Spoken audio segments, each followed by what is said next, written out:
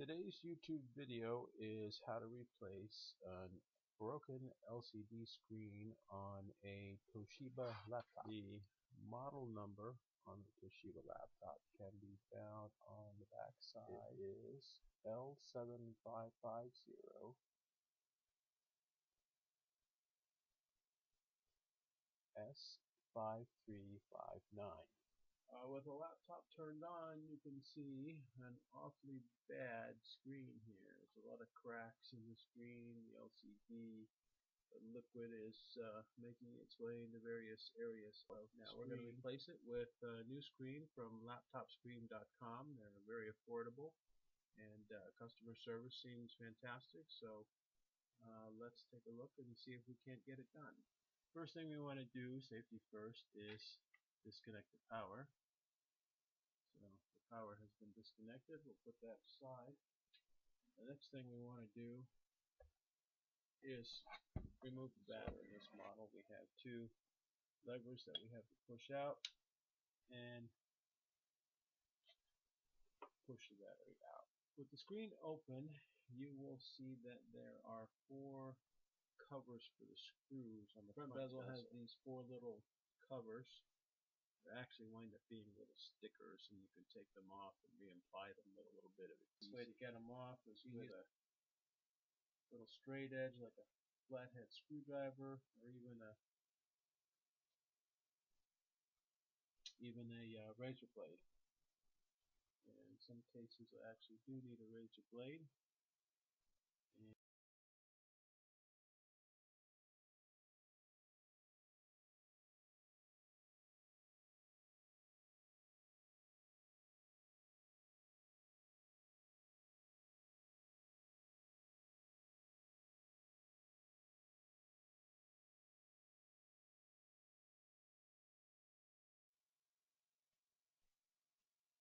So now those are safely stored away in our baggie.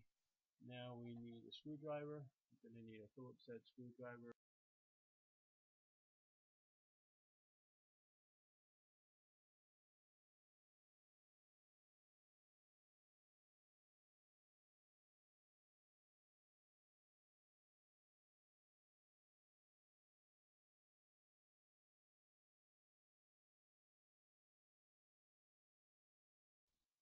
The next step is a little bit feels a little bit nasty, but what you have to do is separate the bezel now from the back side of the what you do is you can get a fingernail in here, or you can get a flathead screwdriver or a plastic pry tool. If you're comfortable with a metal screwdriver, you can do that. A lot of people who are afraid of damaging their product will get a plastic pry tool, and those are where they don't use screws and they just snap plastic pieces together. So this guy looks like a guitar pick, but it's got some thinner edges on it, so you can get into crevices. Got another little plastic pry tool as well. These are available Amazon.com and other places like that. So you can also wedge those in here. And you know you got there when you hear that little plastic popping sound when things are separated.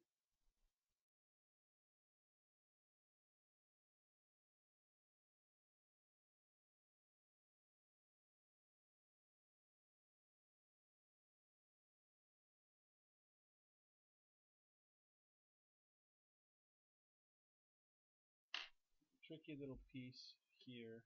It's going to be difficult to show on camera, but if I could have raise this up a little bit so you can see, there are hinges, and this little plastic piece has hinges that wrap around underneath, and all you got to do is use your plastic pry tool to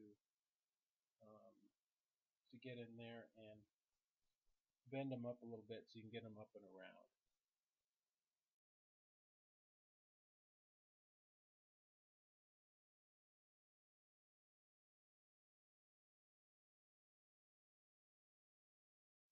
So now we've got the bezel off. It's in good shape. We didn't break any pieces. Put that aside. The next step in the process is to remove the screen from the frame. And basically you have on the side that attaches to the side of the frame. There's one here, and the same on the other side.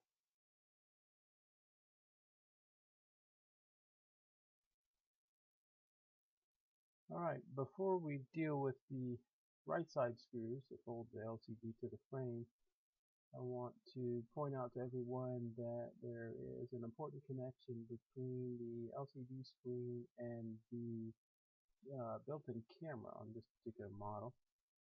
And that screen is, or that connection is right here.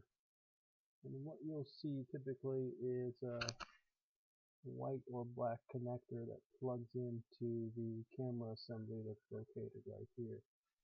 And it's very easy to get a screwdriver, flathead screwdriver, just kind of get in between there and pull that back to dislodge the connector.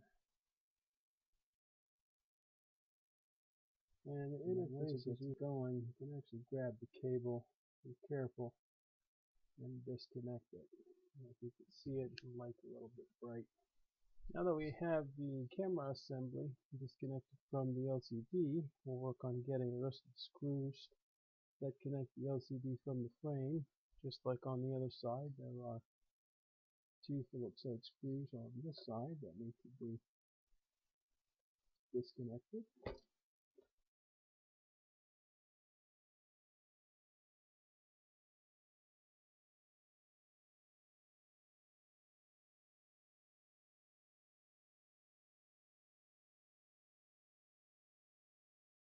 So we got a piece of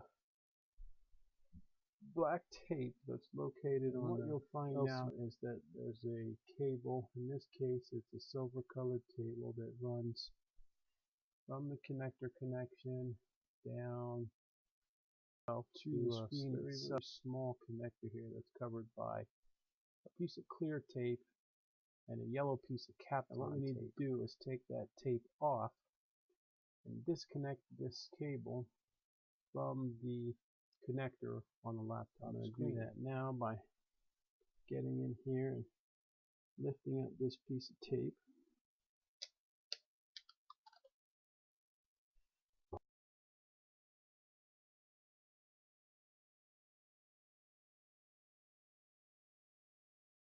What I also have on here at this connection is this yellow piece of Kapton tape.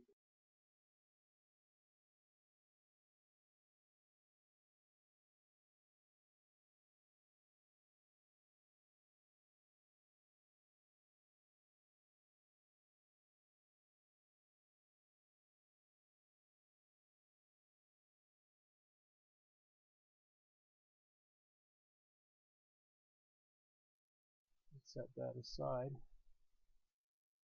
Essentially, you have a screen that can now be replaced. There it is. Next step is replacement. That's pretty much the reverse of what we just did. And since we either record it or take pictures, we know how to reverse our step.